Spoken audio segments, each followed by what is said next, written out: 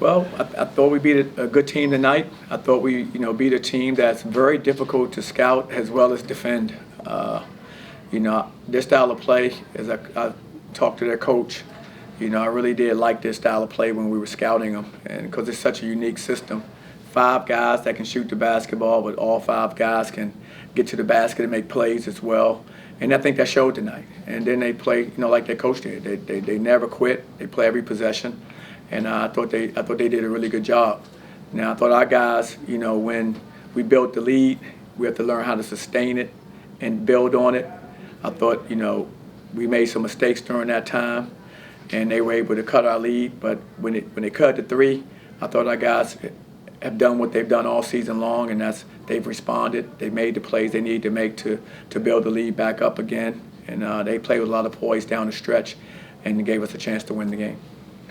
I know you said you liked how Tennessee Tech played, just kind of the matchup that it presented. What do you hope your team learned from a game like this, especially with how things got tight there in the second half? Well, this is college basketball. Games are going to be very competitive. They're going to be hotly contested, and that's what you've seen happen again. And the thing I keep learning from our guys is basically, having poise down the stretch of close ball games. I think we've shown an ability down the stretch to make the right play, to get the stops that we need to be successful. And we have to continue to grow in that area. We can improve in a lot of things, and we can improve in that as well. But I do like our guys' poise. Right now, coming down the stretch of games, they've shown the ability to, gather themselves, focus in, and make the plays they need to make. Coach, you kind of talked about Tennessee Tech kind of cutting into that lead. Going into the end of the second, they kind of went on a 15-3 run. Defensively, what do you want to see tweaked going into the tournament next week? Well, we have to be better defensively from the standpoint of guarding teams that have a number of threats on the perimeter. And this team was like that, but a lot of teams are like that in today's college game. So we have to be able to defend the three-point line better than we defended it tonight. We have to identify the shooters, that's knowing personnel better to make sure the guys that are the prolific three-point shooters aren't getting a lot of shots. And tonight we didn't do that. We gave three-point shots to guys that were in the scouting report as guys that we knew were going to look for those shots and hunt them the most. And we have to do a better job of IDing those players and taking them off of that line. After starting the season 1 of 11, Debo was incredibly efficient tonight. What have you seen from his growth early on? Well, I thought Debo was terrific. I thought he gave us a huge lift, especially in the first half. But the entire game with his leadership. He's a senior. He's a veteran. He's already accomplished in college. He's been, good, all of his years for the most part. And so I thought he provided that for us. He provides maturity. He has a great body. He can play multiple positions for us. And I knew the shots would eventually start to fall for him because throughout his career he shot the ball, well from behind the arc. But, he got off to a slow start this year, and so I was waiting for the percentages to start to change, and I was happy to see him knock him down tonight.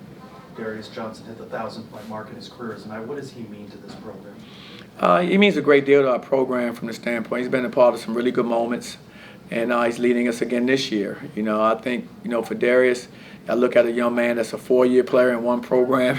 That's probably pretty rare nowadays, and that's just the nature of our sport now. So to have a guy that's been with you for 4 years, that does a lot for us because he understands exactly what I want. He's been in so many key moments for us. So having that type of experience, that type of an extension of your coach is very, very important, especially when you have 11 new players on your roster. So him understanding that and relaying that message to the players, what I want, has been huge for us.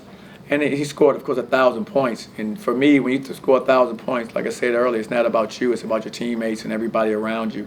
You don't achieve that type of milestone without the personnel. This isn't tennis; it's not golf. So it's not an individual sport. So I think he'll reflect on all the guys that he's played with over the years. I know I did when I was reaching my marks, and I'm sure he'll do the same. And just the fond memories and moments that he'll think about. From what his teammates were able to provide for him as well. Keyshawn has talked about adapting to a new environment. He leads the team in points, rebounds, and assists tonight. Where's his ceiling? Keyshawn's still developing in our system. I don't think Keyshawn is where he's going to be as the season progresses. I can still see where he can grow his game, in our system. And he's just, like I say, he's just learning. It's 4 games into what we do. He's had a different system. He's had multiple different coaches, and I'm at least his 3rd new coach in college. So, I mean, those are the challenges that we face now and trying to speed up that learning curve, with these players in your system. I think as he continues to get more comfortable in our system, I think he's going to even do better for us. It's just a function of getting more games under his belt, continuing to understand exactly what we want by watching tape and what we do in practice. You mentioned earlier how the team was able to build the lead back up after it got back down. What does it say about this team's maturity to kind of hold the line there? You obviously don't want to be in that situation. You want to extend that lead, but what does it say about this team's maturity to answer that run back and finish the game? Well, they definitely showed a great deal of maturity and, like I said, poise, because you have to be poised and calm in those situations. A lot of times when you have a younger team, they kind of can lose themselves, and it can go the other way. These guys have a calmness about them, they have the poise, and that's why they were able to kind of turn it around during that time. Now, for us, we don't want to keep being in those situations. We have to find a way to build and sustain these leads. That's something that we have to do, and what we're watching film on and teaching our guys, like how do you build on a lead? How do you sustain a lead? And that's where our growth is going to be. So as mature as they've been, closing games, coming down the stretch, making the right play, we have to be better throughout the game of when we're getting leads to kind of continue to build on them. And that's another facet that we have to learn with this group. Coach, first of all, congratulations on the win, but it's a small sample size, but in the Big 12, 3 of the guys, there are 3 guys on your team that are in the top 10 in scoring, which says a lot about your offense. What have you kind of put into practice to cater to the amazing transition offense and half-court offense that you guys have carried out this season? Well, we wanted to take a hard look at everything that we did in the off-season, and that's one of the things we wanted to try to build on. We wanted to, play with a better pace. We wanted to, install a new system for the team that we were building this year with the players we had coming in. And I think we're able to do that. I think we've been able to build a system that complements these guys. I think a pace that's better suited to the depth that we have on this team. And I think our guys are just, again, they're getting more and more comfortable with what we want in our system. And then I think Coach Adam Hood, who we brought in as a coach, assistant coach for us, he does a very good job of that from the standpoint of what we wanted. So we knew defensively we defended. That's kind of our, trademark here. We've defended, every year. But we wanted to combine that with a more high-octane offense to try to, change, our look and how we play. And we're getting there. I'm not saying we're completely there yet, but I can see where we are making strides in that direction. Johnny, you guys obviously beefed up your non-conference schedule to prepare for year 2 in the Big 12. What do you hope to gain out of this weekend's tournament, with playing against Wisconsin, possibly LSU and Pitt? What do you hope to get from these games that maybe will help you guys as you move towards the conference tournament? Well, again, to prepare ourselves for our conference, we need to have games that's going to reflect the type of opponents we're going to face on a nightly basis. And I thought playing in the Greenbrier event would be great because, all those teams are accomplished. All of them are very good. And like I said, they have terrific coaches. So we're going to be in a position where we're going to, face some tough challenges. Of course, I'm only looking at one team, and that's Wisconsin. That's all we're concerned about. And we'll start preparing for them this evening. But, gives us an opportunity to kind of see, where we are and what we have to do going forward. And so, to me, I look at all these as opportunities. And so this is another great opportunity for us to continue to grow as a team. In football, there's always been offensive coordinators, defensive coordinators. I know Adam Hood, who you just referenced, he was offensive coordinator, maybe was his title at his previous stop. Just what kind of fingerprints has he put on this? I know you just kind of alluded to it a moment ago, but what specifically has Adam Hood brought to your offense to kind of help change things up this year? Well, one thing is our pace. We're playing, a higher possession game. We were in longer defensive possessions where we played and maybe a few longer offensive possessions. So our possessions are a little shorter. Our pace in transition, we've picked that up, so we're faster in transition. And we have more movement, more ball movement and body movement. So those would be the things that probably have been more adjustments from what we did. It's the ball and body movement, ball movement and body movement, as well as our pace have been the areas. I think we did some good things spacing, and we did some other things, good things identifying players and attacking them. But we've combined that now with what we're doing, and I think it's been good for this group. touching back on Darius's 1,000-point milestone, I talked to Coach Jim Fitzgerald from Episcopal about Darius's time in high school, and he noted his work ethic was one of the big things about him. When Darius came to UCF, did you kind of expect him to hit this 1,000-point mark and become the 21st Knight to do it? I definitely expected him to be able to do this. So to me, it's not really a surprise that he was able to hit the 1,000-point mark, because I'd watched him play since elementary school. So he's always been able to put the ball in the basket. And so the thing that I want him to learn is put it in the basket and also run and lead your team. And so that's the thing that I've been enjoying, watching him grow into his role as a lead guard, being calm, showing poise, making timely plays. And I think that's what you've seen, especially over the last several years as he's starting to mature in our program.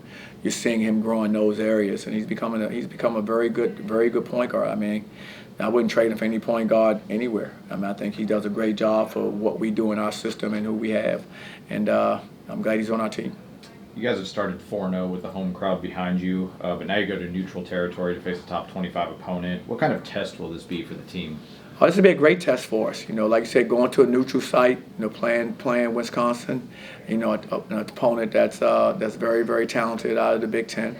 So looking forward to it, But this is opportunities for our guys to grow, to get better. You're only going to get better through these experiences, and we're going to learn more about our team, like we learned about our team tonight. We're always learning. And so we're going to learn about us in that type of environment, in that type of neutral setting now, and see where we are. But the main thing is that we take out of it is we have to bring who we are to that arena. We have to bring our competitiveness, we have to bring our passion and our desire to be successful. And that's what we're going to try to bring up there is that mindset. Time for a few more. You said you've been watching Darius since he was in elementary school. I'm trying to do the math. I'm not sure if you were still at Duke at that point or maybe at Stanford. But do you kind of remember when you saw maybe he was in middle school or early high school where you knew, like, this is a guy, wherever I'm coaching, he's going to have it? I know there's the family connection as well, but when did you remember watching Darius and really saying this guy's going to be a college star? Probably in middle school. It's when I saw him play, and I saw, because he's playing against, an AAU competition against all guys in his age group. And I thought he's one of the better guards, when I watched him play. And so that continued through high school. He was still one of the better guards. So it wasn't hard to see, what, if I have an opportunity, I would love to be able to coach him. And, fortunately it worked out.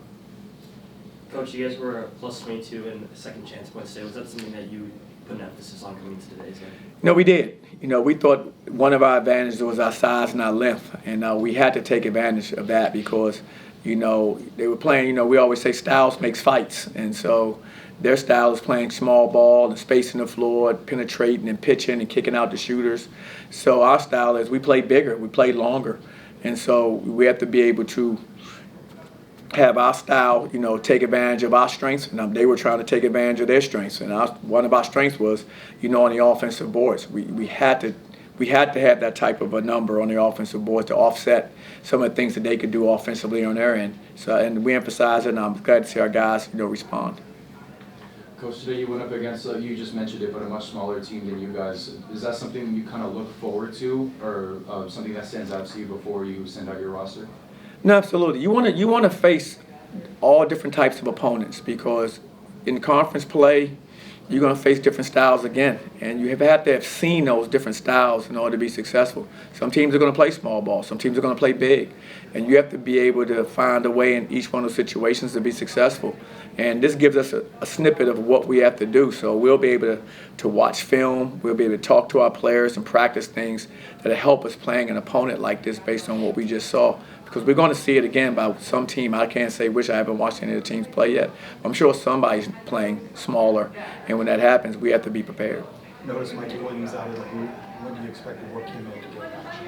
He's still day-to-day. He's out of the booth, but he's not practiced or anything. So he's still day-to-day getting himself back. But it's good to see. That's encouraging to see. He's responding. He's improving. And so we'll just continue to work with him until he feels comfortable enough to be able to get back out there. But I'm happy to see he is trending in the right direction. What about Jalen? Update on Jalen? Same thing with Jalen. Jalen's still day-to-day as well. He's I think he's improving, but it's still day-to-day, and we'll see as time time will tell with him in his situation. But he's in a good place. He understands where he is, and we just have to continue to give him time and let him continue to try to heal. Appreciate it. Thanks a lot, Coach. You got it. Thank you, guys. Thanks.